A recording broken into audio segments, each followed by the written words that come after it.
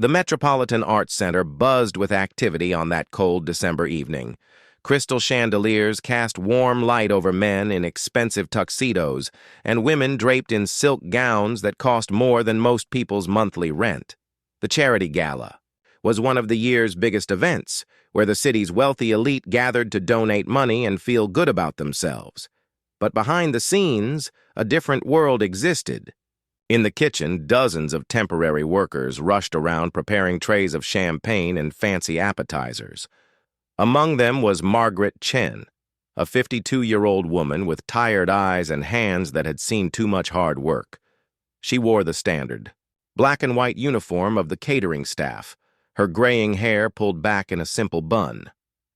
Margaret had been working as a hospital janitor for 3 years now, ever since her husband David passed away from cancer. The medical bills had eaten through their savings, and she needed every extra dollar she could get. That's why she picked up weekend catering jobs like this one. $25 an hour wasn't much, but it helped pay the rent on her small apartment. She moved quietly through the grand ballroom, collecting empty champagne glasses from marble-top tables. The guests barely noticed her. To them, she was invisible, just part of the background. Margaret had learned to keep her head down and work efficiently. These wealthy people lived in a different world, one she used to know but had left behind, long ago. The evening's entertainment was about to begin. The main attraction was Maestro Viktor Petrov, a world-famous pianist whose concerts sold out in minutes. He was 65 years old with silver hair and the kind of confidence that came from decades of standing ovations. Petrov had performed in every major concert hall from New York to Vienna, and his recordings had won multiple awards. But success had made Petrov arrogant. He looked down on people he considered beneath him, which was almost everyone. Other musicians feared his sharp tongue, and journalists knew he could be difficult in interviews. Tonight, surrounded by wealthy admirers, he was in his element. During intermission, while Petrov mingled with donors in the lobby, Margaret found herself alone in the main hall. The massive Steinway grand piano sat silent on the stage, its black surface reflecting the chandelier light like still water. She had been avoiding looking at it all evening, but now, with no one around, she couldn't help herself. Margaret set down her tray of dirty glasses and walked slowly toward the stage. Her footsteps echoed in the empty hall as she climbed the few steps and approached the piano. She had always loved the look of a grand piano, the elegant curves, the way the keys seemed to invite your fingers to dance across them. Without thinking, she reached out and gently touched middle C. The single note rang out pure and clear in the silence. Then she pressed a few more keys, just barely, not enough to make much sound. Her fingers remembered the feeling, even after all these years. The smooth ivory, the slight resistance, the way each key had its own personality. She was so lost in the moment that she didn't hear footsteps approaching from behind. Maestro Petrov had returned early from intermission, along with several wealthy patrons. They stopped at the entrance to the hall, watching this strange scene. A cleaning woman touching their precious piano. "Well, well," Petrov said loudly, his voice carrying across the empty space. "What do we have here?" Margaret spun around, her face flushing red with embarrassment. She quickly pulled her hands away from the keys as if they had burned her. "I'm sorry, sir, I wasn't playing or anything. Just cleaning around the piano." But Petrov had that look in his eyes, the one that meant trouble. He enjoyed moments like this, chances to show off his wit at someone else's expense. The small group of wealthy donors behind him included Mrs. Harrison, who owned 3 art galleries, and Mr. Rodriguez, whose family foundation was one of the evening's biggest sponsors. "Oh, please don't apologize," Petrov said, walking down the aisle with theatrical flair. "I find this fascinating. Tell me, do you play?" Margaret shook her head quickly. "No, sir, not really. Not anymore. I should get back to work." But Petrov was just getting started. He turned to his audience of wealthy patrons with a grin. "Ladies and gentlemen, I think we've discovered hidden talent among our staff tonight. Perhaps we should ask our friend. Here to give us a little performance? The rich donors chuckled politely, though some looked uncomfortable. Mrs. Harrison whispered something to her husband, while Mr. Rodriguez checked his phone, clearly wanting to avoid the awkward situation. Come, now, Petrov continued, his voice getting louder. Don't be shy. I'm sure our distinguished guests would be delighted to hear what those working hands can produce on a Steinway worth more than most people's cars. Margaret felt her cheeks burning. She wanted to disappear, to melt into the floor. This was exactly the kind of attention she tried to avoid. All she wanted was to collect her pay and go home to her small apartment where she could watch old movies and forget about her troubles for a while. I really should get back to the kitchen, she said quietly, taking a step toward the stage exit. But something in Petrov's tone stopped her. There was cruelty in it, the kind of casual cruelty that wealthy people sometimes showed to those they considered beneath them. It reminded her of other moments in her life when people had dismissed her, when they had looked at her uniform or her tired face and decided she wasn't worth their respect. The small crowd had grown as other guests wandered back from intermission. Word was spreading that something entertaining was happening in the main hall. People held their champagne glasses and watched the scene unfold like it was dinner theater. I haven't played in 20 years, Margaret said, her voice barely audible. Petrov cupped his ear dramatically. I'm sorry. What was that? Did you say you used to play? How wonderful. Even better. Please enlighten us with your rusty talents. Margaret looked at the faces around her, some amused, some embarrassed for her, some simply curious. She thought about her husband David, who used to tell her she should never let anyone make her feel small. She thought about her mother, who had worked 2 jobs to pay for piano lessons when Margaret was young. She thought about all the times in recent years when she had felt invisible, forgotten, like her life didn't matter to anyone. And then something shifted inside her. The embarrassment was still there, but underneath it, something else was stirring, something she had buried so deep she had almost forgotten it existed.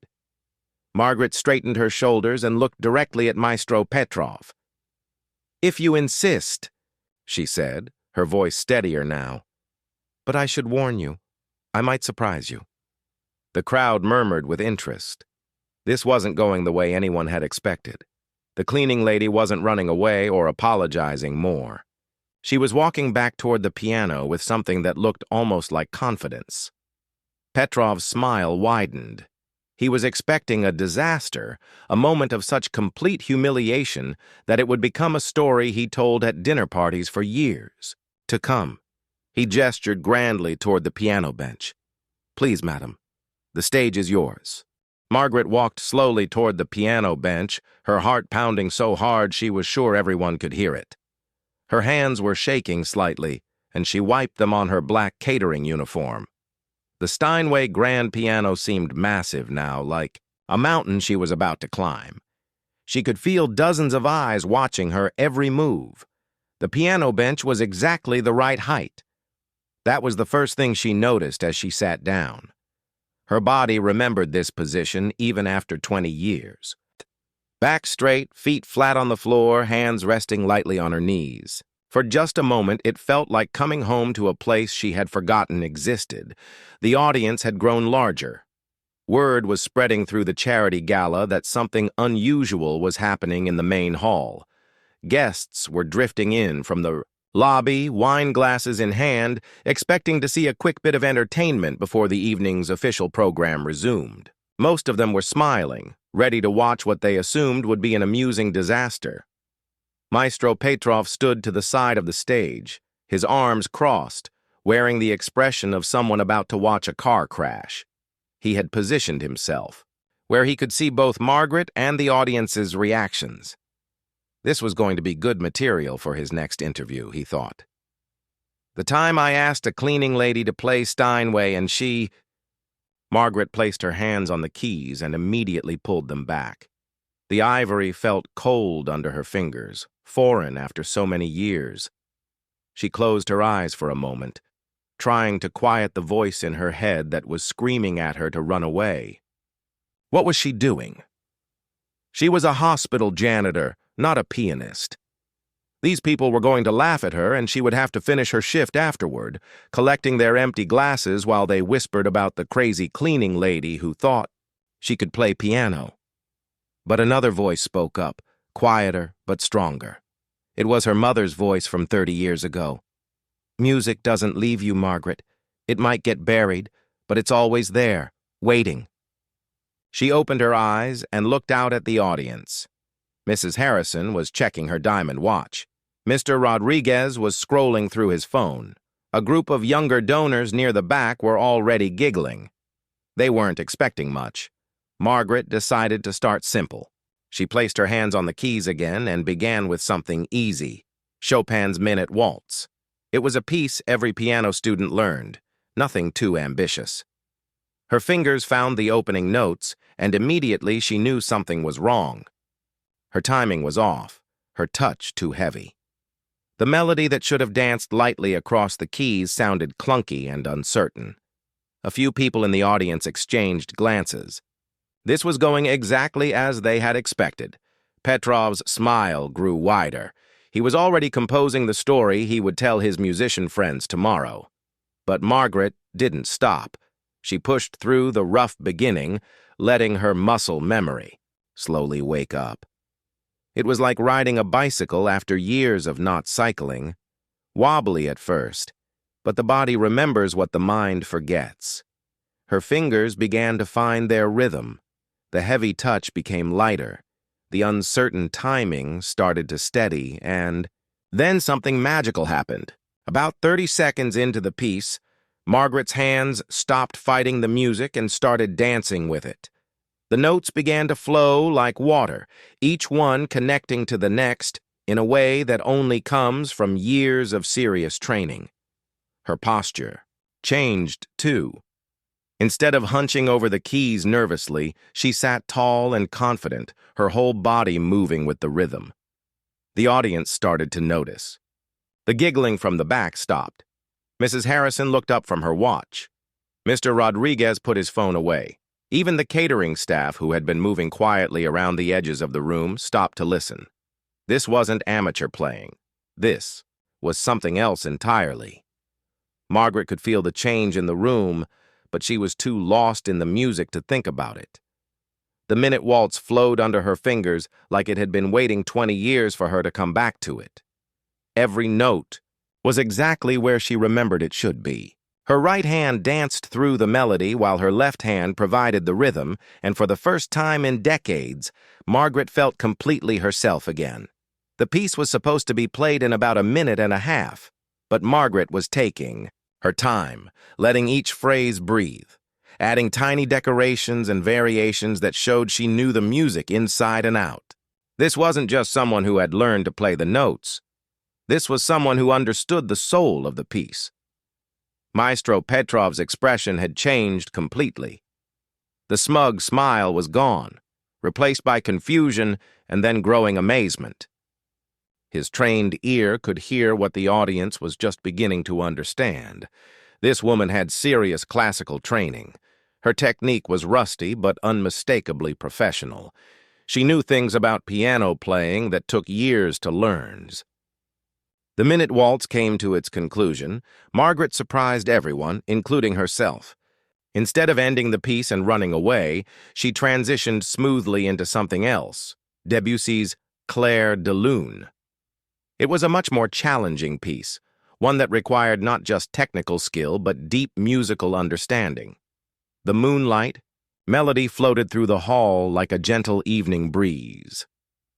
The transformation in the audience was complete now. People who had been checking their phones were now staring at the stage with their mouths open. The background chatter that always filled these events had died away completely. Even the kitchen staff had gathered in the doorways to listen. Margaret played Clair de Lune like she was painting with sound. Her fingers caressed the keys, drawing out every shade of emotion the piece contained. There were moments of pure beauty that made people hold their breath, and moments of gentle sadness that brought tears to more than one person's eyes. This wasn't just good playing. This was the kind of performance that reminded you why music existed in the first place.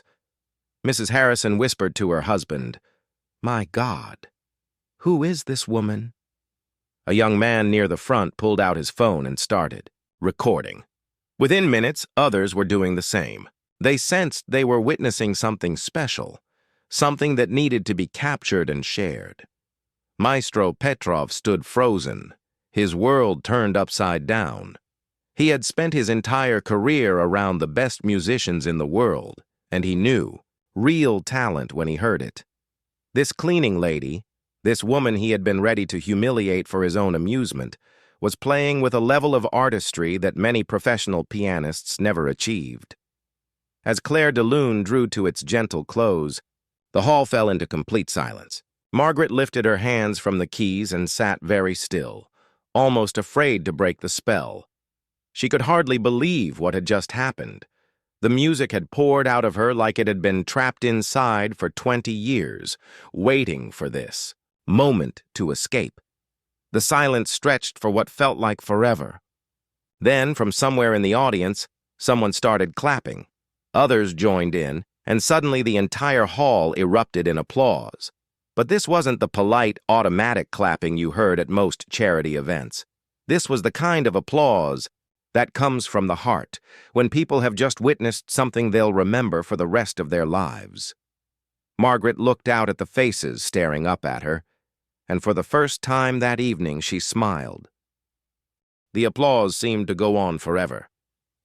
Margaret sat at the piano bench, overwhelmed by the sound of hundreds of hands clapping just for her. She couldn't remember the last time anyone had applauded anything she did. As a hospital janitor, success was measured by how invisible you could be, how quietly you could clean without disturbing patients or doctors. When the clapping finally died down, the questions began.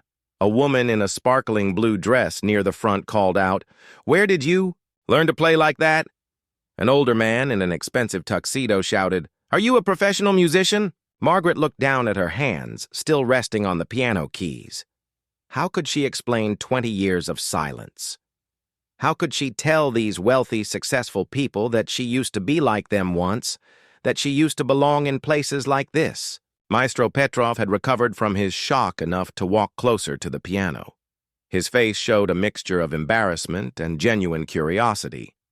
"Madam," he said quietly, his voice no longer carrying the mocking tone from earlier, "I owe you an apology. But I must ask, where did you study? Your technique, your musical understanding, this isn't something you learn from YouTube videos." Margaret stood up slowly, smoothing down her catering uniform. The contrast between her simple black and white outfit and the elegant evening gowns around her had never felt more obvious. But something had changed inside her during those few minutes at the piano. She felt stronger now, more like herself, than she had in years. "I went to Juilliard," she said quietly. The words hit the audience like a thunderbolt. Juilliard, one of the most prestigious music schools in the world. People started whispering to each other. How does someone go from Juilliard to cleaning toilets at a hospital? "I graduated 25 years ago," Margaret continued, her voice getting stronger. "I was going to be a concert pianist. I had auditions, lined up with symphony orchestras, a manager who believed in me, everything you need to start a professional career." Mrs. Harrison leaned forward in her seat. "What happened?"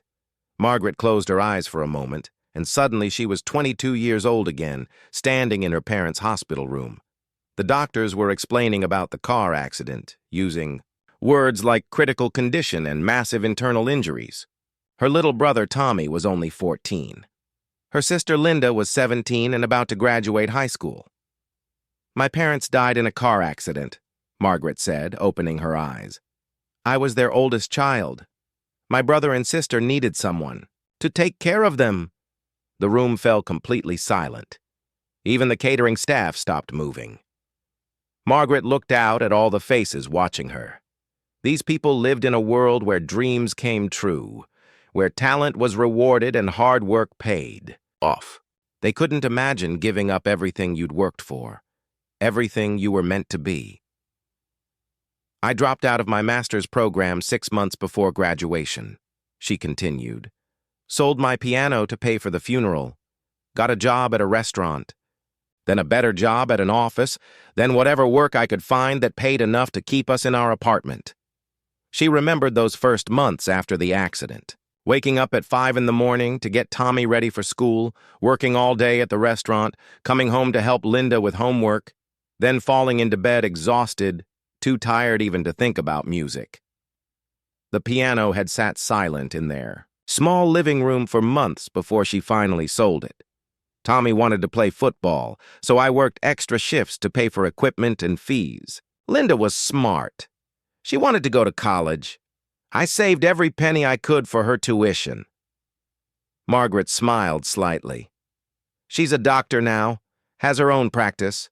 Tommy teaches high school and coaches football. They both have beautiful families. Someone in the audience started clapping again, but Margaret held up her hand gently. She wasn't finished. I got married when I was 30. David was a good man, patient and kind. He knew about my music background, but I never played for him. I told myself I was too busy, too tired.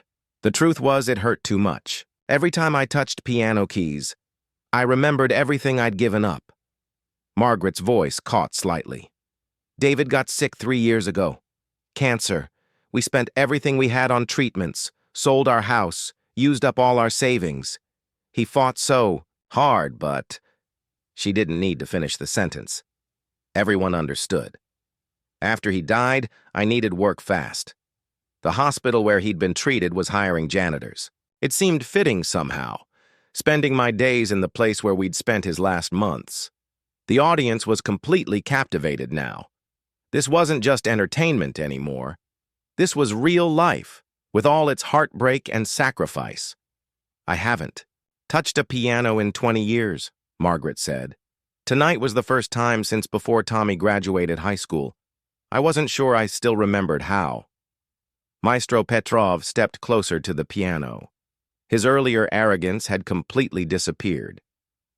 But you do remember. Your hands know exactly what to do. That level of musicality doesn't just disappear. I used to practice 6 hours a day, Margaret said. Every morning before classes, every evening after dinner. Music was my whole life. I dreamed about performing in places like Carnegie Hall, recording albums, traveling the world, and sharing music with people everywhere. A young woman near the back called out, "You could still do that. It's not too late." Margaret looked at her kindly. I'm 52 years old. My hands are rough from cleaning supplies. I get tired after standing for 8 hours. The music world has moved on without me. But even as she said the words, she could feel something stirring inside her chest, the same feeling she'd had when she was 22 and believed she could conquer the world with nothing but talent and determination. Maestro Petrov was studying her face. "May I ask you to play something else?" he said. "Something more challenging?" Margaret hesitated. She had already shown these people more than she'd intended. Part of her wanted to go back to the kitchen, finish her shift, and pretend this whole evening had been a dream. But another part of her, the part that had been sleeping for 20 years, was finally awake again. "What would you like to hear?" she asked. "Rachmaninoff," Petrov said immediately. "Piano Concerto No. 2, just the opening movement." Several people in the audience gasped. Rachmaninoff's Second Piano Concerto was one of the most difficult pieces in the classical repertoire. It required not just technical perfection, but enormous emotional depth and physical stamina. Margaret felt her heart racing again. She hadn't played Rachmaninoff in decades. It was the piece she'd been preparing for her final recital at Juilliard, the piece that was supposed to launch her professional career. "I don't know if I can," she whispered.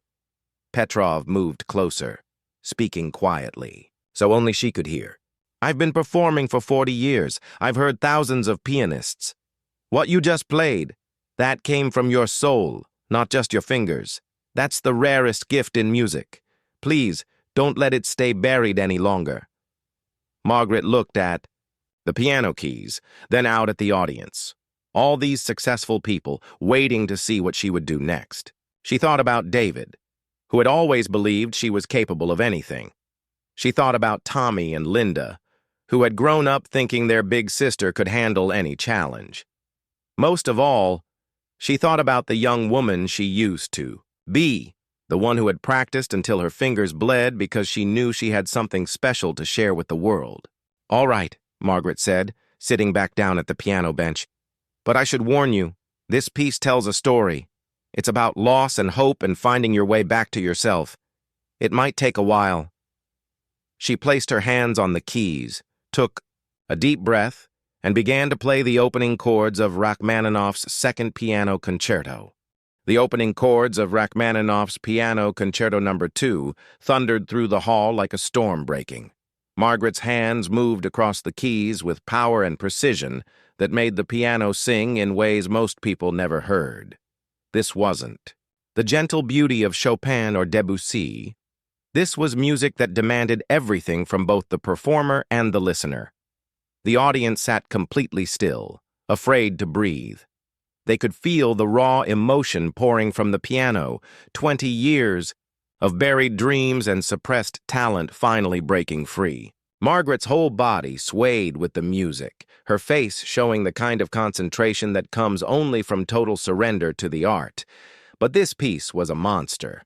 Rachmaninoff had famously large hands and wrote music that stretched most pianists to their limits.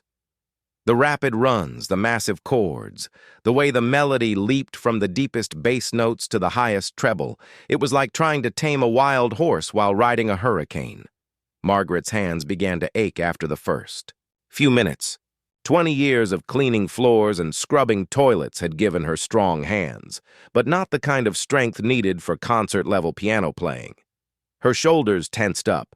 Her fingers started to slip on some of the faster passages. From his position near the stage, Maestro Petrov could see her struggling. Part of him wanted to tell her to stop before she embarrassed herself. This was too much, too soon. You couldn't just return to concert-level playing after 2 decades away, no, matter how talented you once were. But Margaret pushed through the pain. Every time her technique faltered, she found another reserve of strength.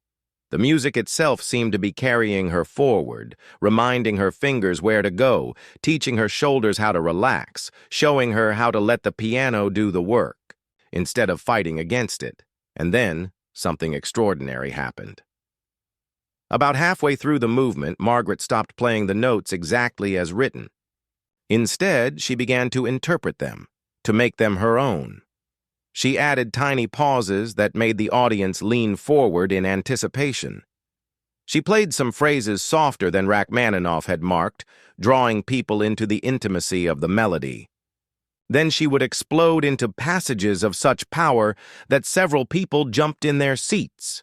Mrs. Harrison had tears streaming down her face. She had been attending classical concerts for 30 years, but she had never heard music played with such raw honesty. This wasn't a performance. This was a woman telling her life story through piano keys. The young man who had started recording earlier was now live-streaming the entire performance on social media. Comments were pouring in from viewers around the world. "Who is this woman? This is incredible. Where can I hear more of her playing?" The video was being shared faster than the platform could count. Margaret could feel herself getting tired. The piece was longer and more demanding than anything she had attempted in decades. Her arms burned, her back ached, and she was breathing hard from the physical effort. But she couldn't stop now. This wasn't just about playing music anymore. This was about reclaiming her identity, about proving to herself that the young woman who had dreamed of concert stages wasn't completely gone. The music built to its climax, a section where the ideal piano sounded like it was crying and celebrating at the same time. Margaret threw herself into it completely, her whole body involved in pulling sound from the instrument. The melody soared above thundering bass notes, creating a sound so beautiful and heartbreaking that half the audience was openly weeping. Maestro Petrov stood transfixed. He had performed this piece hundreds of times with major orchestras around the world, but he had never heard it played with such emotional truth.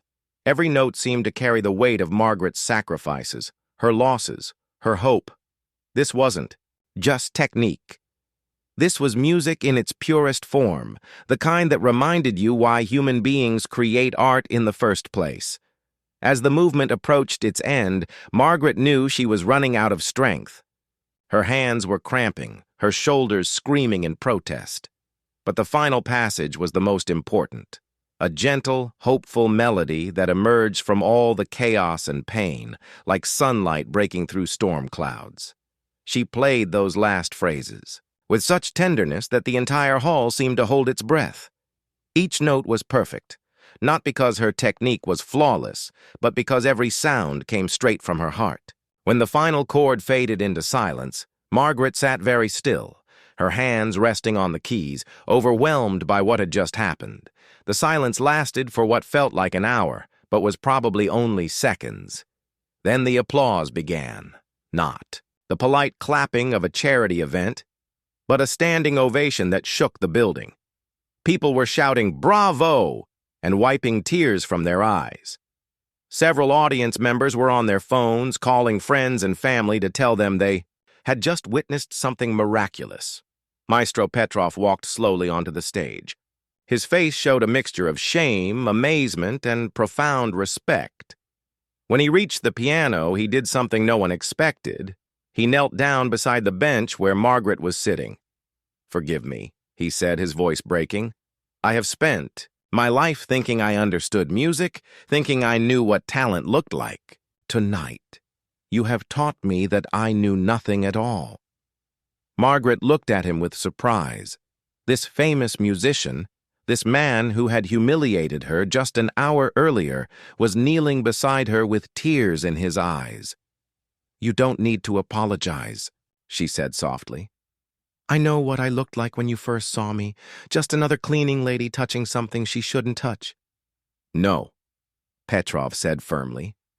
"What I saw was a woman in a uniform, and I decided that meant she couldn't possibly have anything valuable to offer. That kind of thinking is poison. It's the reason our art world loses so many voices before they're even heard." From the audience, a voice called out. It was Christopher Blake, one of the city's most influential arts patrons and the chairman of the symphony board. "Excuse me, but I need to ask, are you available for concerts? Because I want to book you immediately." Other voices joined in. The director of the Summer Music Festival wanted to know if she would consider being a featured performer. A classical music agent was already pulling out his business card. The president of the local conservatory was talking about guest professorships and master classes. Margaret felt overwhelmed. An hour ago, she had been invisible, just another worker in a black uniform. Now, some of the most powerful people in the classical music world were competing for her attention. "I don't understand," she said. "I'm 52 years old. I haven't performed professionally in 25 years. I work as a janitor." Christopher Blake stood up in the audience. "Ma'am, with all due respect, after what we just heard, I don't care if you're 102 years old and clean sewers. For a living." That was the most moving musical performance I've experienced in my 40 years of attending concerts. The crowd murmured its agreement. Margaret looked around at all the faces, staring at her with admiration and excitement. For so many years, she had believed that part of her life was over, that she had made her choice, and there was no going back. But maybe some doors never really close. Maybe they just wait for you to find the courage to push them open again. 3. Months later, Margaret walked onto the stage at Carnegie Hall wearing an elegant black evening gown instead of a catering uniform. The audience of 2,000 people rose to their feet before she even reached the piano bench. In the front row sat Tommy and Linda, her brother and sister, crying with pride. Next to them was David's empty chair. She had bought the seat for him anyway, knowing he was there in spirit. The program for the evening was simple. Margaret Chen Williams, making her Carnegie Hall debut at age 52, performing the complete Rachmaninoff Piano Concerto No. 2 with the New York Philharmonic. Also in the audience, in a seat he had paid for himself, sat Maestro Petrov. When Margaret took her bow after a performance that earned her 4 standing ovations, he applauded louder than anyone else in the hall. Later, reporters would ask him how it felt to discover such extraordinary talent in such an unlikely place. His answer became famous in music circles. The greatest artists aren't always the ones we expect to find. Sometimes they're the ones we're too blind to see until they open their hearts and show us what we've been missing. The video from that charity gala had been viewed over 10 million times. But for Margaret, the numbers didn't matter. What mattered was that she had found her way back to herself, back to the music that had always lived inside her, waiting for the right moment to sing again. And in the audience that night at Carnegie Hall, a young janitor named Rosa watched from the cheap seats, wondering if she would ever find the courage to tell anyone about the violin hidden under her bed. The one she played late at night when her roommates were asleep, dreaming of stages she thought she'd never see.